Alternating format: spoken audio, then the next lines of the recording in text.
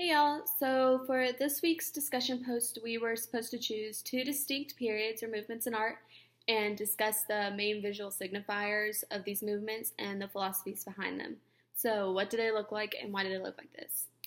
The two movements I chose was the Impressionist movement, which lasted from about 1874 to 1884, and the Surrealism movement, which began in 1925.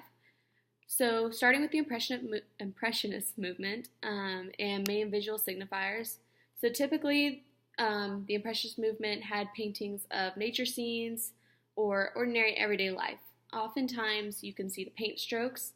Those are very characteristic of Impressionist paintings because the artist was often painting quickly in the same time it would take to sketch a subject.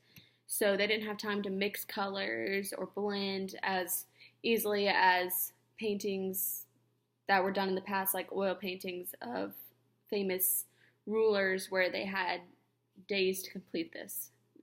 Impressionist movement painters often had very short time spans to complete these paintings, and that's why you can see the brushstrokes. So, the philosophies behind the Impressionist movement, it began with opposition to academic doctrines and romantic ideals. Oftentimes, Impressionist painters wanted to paint the natural and contemporary world around them instead of focusing on royalty and imagination, which we'll get to later is very opposite of the Surrealism movement. They wanted to paint what the eye actually sees, thus the name impression.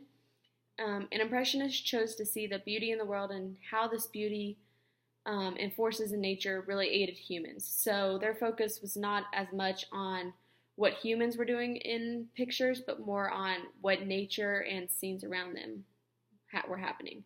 For example, there's a picture of a train in the book. I think it's by Monet. You can see the train is really what he focused on compared to the people who are merely just little specks.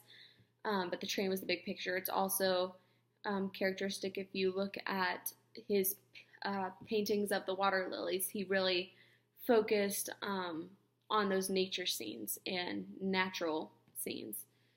So, total opposite is the Surrealism movement. So, its main visual signifiers. Surrealist artists often painted subjects that were odd and unrealistic. So these may be scary, frightening, very strange and odd. Paintings were often based off nightmares, terrifying hallucinations. They're very strange if you look at them, and they often force the viewer outside of their comfort zone. It can feature imaginary creatures, foreign thoughts, just very imaginative subjects that you wouldn't see in everyday paintings or everyday life for that matter. So the philosophies behind the Surrealism movement, the main philosophy was to paint dreams, fantasies, and hallucinations and return art to subjects of the unconscious mind instead of everyday life. Artists really wanted to bring dreaming back to reality instead of focusing on everyday life, such as how the Impressionist movement focused. So finally, how are these shifts related to history happening around them and what caused these changes in art? So the Impressionist movement, as I mentioned earlier, came about when painters wanted to paint contemporary scenes around them instead of previous subjects like royalty, religion, dreams, stuff that they felt was unrealistic to the common person and that most people didn't see every day. They wanted to move away from conventional art in that aspect, and that's why most Impressionist art is not what we typically see before, where it was oil paintings of famous people in battle and royalty and very imaginative folklore and pictures of gods. It's more everyday people, everyday nature scenes, everyday life, contemporary.